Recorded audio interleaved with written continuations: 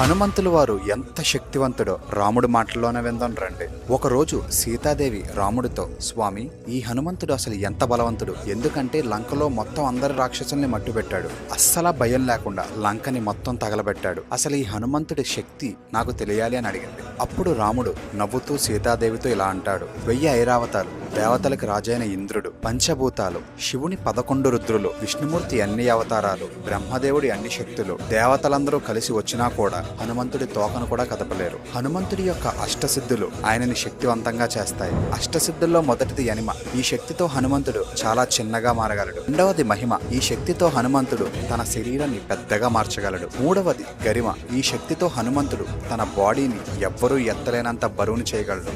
నాలుగవది ప్రాప్తి. ఈ శక్తితో హనుమంతుడు తలుచుకుంటే ముల్లోకాల్లో ఎక్కడికైనా వెళ్ళగలడు.